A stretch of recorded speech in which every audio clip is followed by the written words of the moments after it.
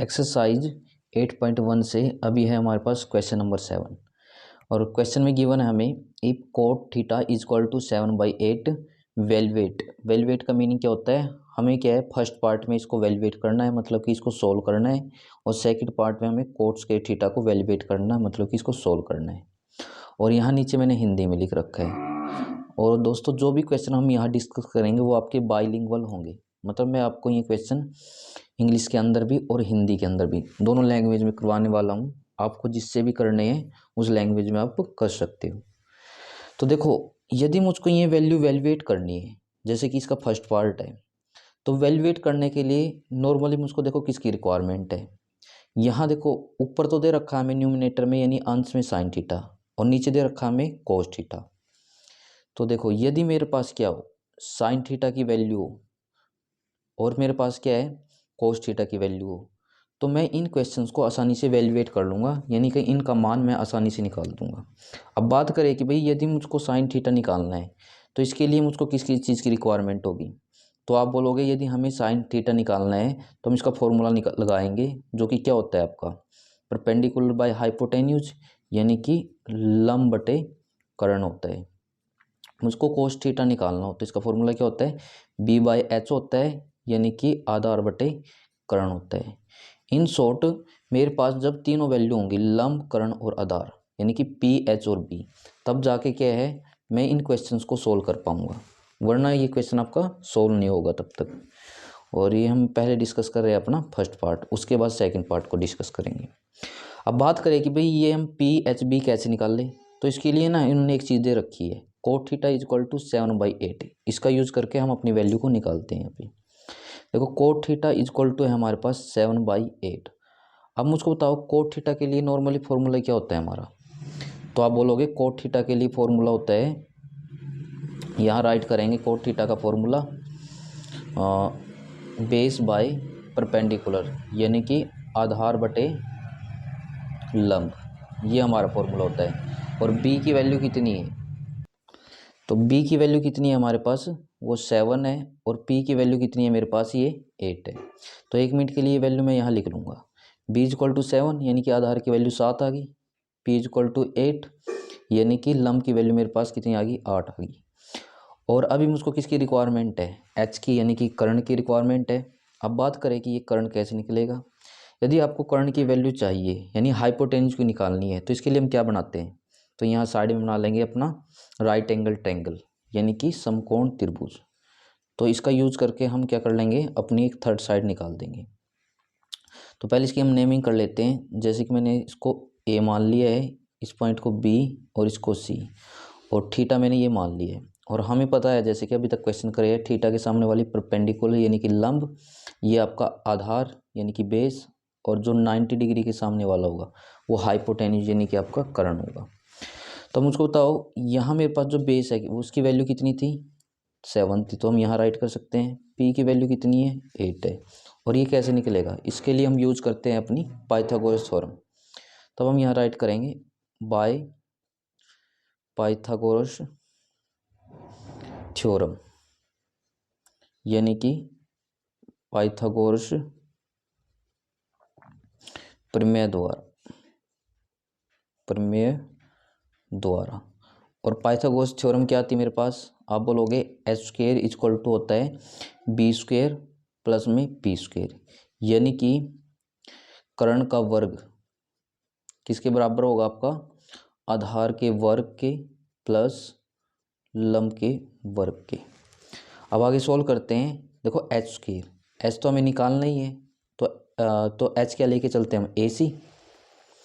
तो यहाँ राइट करेंगे A C square is equal to B square, B की वैल्यू कितनी थी 7, 7 का स्क्वायर 49 प्लस में पी स्क्वायर, पी की वैल्यू क्या थी 8, तो 8 का स्क्वायर करेंगे तो 64।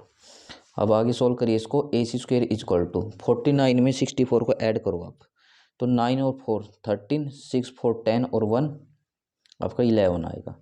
लेकिन मुझको ना ए सी स्क्वायर नहीं चाहिए, ठीक है ना, ए सी का वर्ग नहीं चाहिए, मुझको ओनली ए सी चाहिए। यदि ए सी चाहिए तो दोनों तरफ में क्या लेना पड़ेगा, स्क्वायर रूट, यानी कि वर्गमूल। इस स्क्वायर से आपका ये अंडर रूट कैंसिल होगा, तो ए सी की वैल्यू क्या आ जाएगी मेरे पास, रूट 113, यानी कि 113 क्या आ गया हमारे पास, अपना हाइपोटेन्यूज निकल के आ गया। अब देखो मेरे पास है ना तीनों साइड है, अब वो किसी भी टाइप का क्वेश्चन पूछे आप आसानी से निकाल पाओगे। तो अब हमें क्या निकालना था क्वेश्चन के अंदर, देखो मैं दिखा देता हूँ। हमें ये वैल्यू सोल्व करनी है फर्स्ट पार्ट के अंदर, उसके बाद हम सेकंड पार्ट पे जाएंगे। तो मैं 1 मिनट के लिए इस वैल्यू को यहाँ लिख लेता हूँ। ये दे रखा था हमें 1 प्लस में साइन थीटा, क्योंकि इसको वैल्यूएट करना था हमें, इंटू 1 माइनस में साइन थीटा, डिवाइड में 1 प्लस में कोस थीटा इंटू में 1 माइनस का कोस थीटा। देखो हम इस क्वेश्चन को थोड़ा और ईजी कर लेते हैं। अब थोड़ा और आसान कैसे हो सकता है, अब आपने 9th क्लास में 8th क्लास में एक फॉर्मूला पढ़ा होगा, एक आइडेंटिटी पढ़ी होगी। वो आइडेंटिटी क्या थी, हमें पता है कि कभी कंडीशन ये बन जाए a plus B into A minus B, तो हम इसको कैसे राइट कर सकते हैं, A square minus B square के फॉर्म में। देखो ये आपका क्या होगा, a होगा, ये b, ये a ये b, मतलब कि a plus B A minus B इस फॉर्म में दे रखा है। तो हम इसको इस अनएक्सपेंडेड फॉर्म में लिखेंगे। ये होती है एक्सपेंडेड फॉर्म, यानी कि ये वाली, और ये होगी इसकी अनएक्सपेंडेड फॉर्म। तो हमें क्या करना, a का स्क्वायर यानी कि 1 का स्क्वायर होगा आपका, और 1 का स्क्वायर को हम 1 ही लिख सकते हैं, क्योंकि 1 की पावर कितनी भी हो वो हमेशा 1 ही आती है।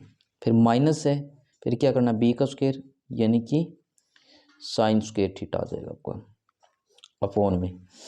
अब ऐसे नीचे लगेगा 1 प्लस में कोस थीटा है, 1 माइनस में कोस थीटा है, तो 1 का स्क्वायर 1 माइनस में क्या हो जाएगा आपका ये कोस स्क्वायर थीटा। अब ये राइट करने के बाद तो देखो इतना बड़ा हमारे पास शॉर्ट में ये हो गया है। अब हम क्या करेंगे, नॉर्मली इनके फॉर्मूले लगा देंगे जो कि मैंने आपको अभी लिखवाए थे, साइन थीटा का और कोस थीटा का। मैं आपको दिखा देता हूँ, यानी कि ये फॉर्मूला जो कि मैंने स्टार्टिंग में आपसे बोला था कि जब हमें इनकी वैल्यू का पता होगा तो हम अपना क्वेश्चन आसानी से निकाल पाएंगे। तो 1 मिनट के लिए हम दोबारा लिख लेते हैं इनकी वैल्यू 1 माइनस में। तो नॉर्मली साइन थीटा का फॉर्मूला क्या था, आप बोलो पी बाई एस था, यानी कि लंब बटे करण था। यहाँ भी लिखवा देता हूँ मैं, लंब बटे करण, और इसकी पावर क्या है 2 है, अपॉन में 1 माइनस में कोस स्क्वायर थीटा। तो कोस थीटा का फॉर्मूला क्या था, बी बाई एस था, यानी कि आधार बटे करण था। अब लेकिन इसका भी स्क्वायर दे रखा, तो हमें इसका भी क्या करना पड़ेगा, स्क्वायर करना पड़ेगा।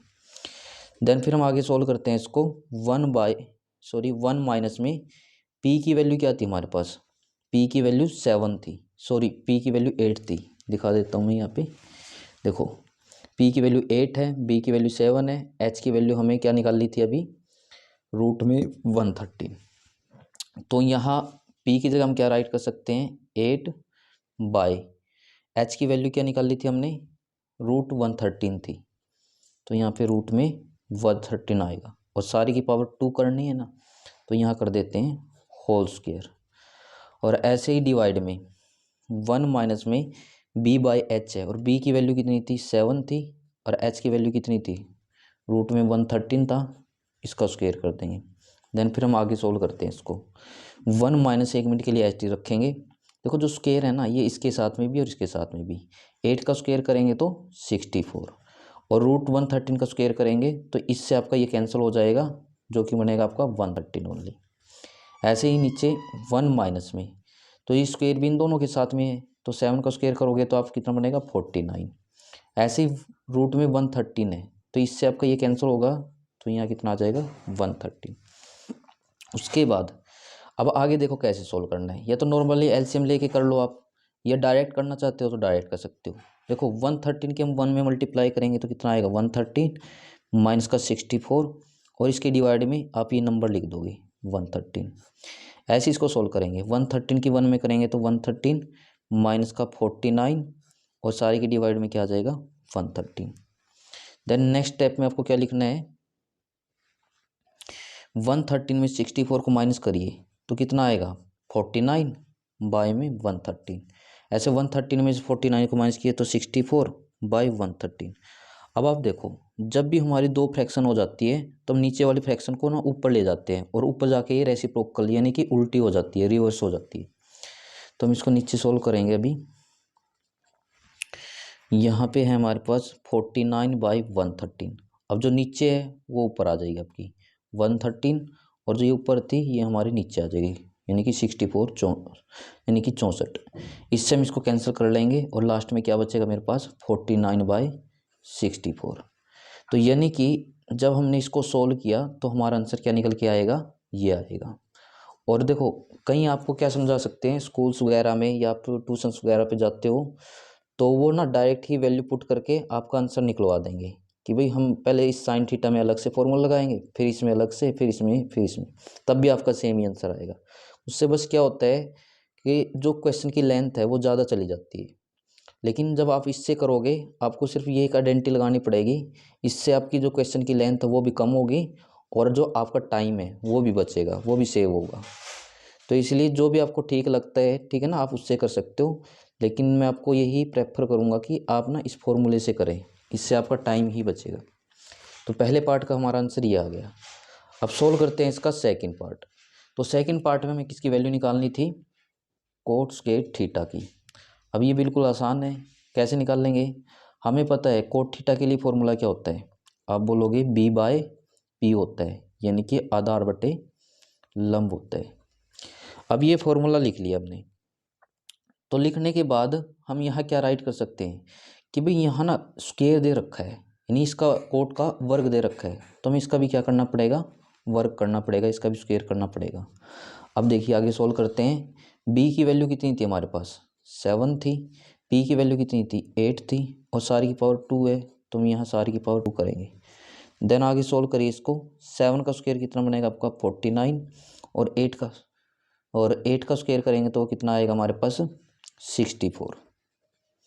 तो ये सेकंड पार्ट का आंसर आ जाएगा हमारा।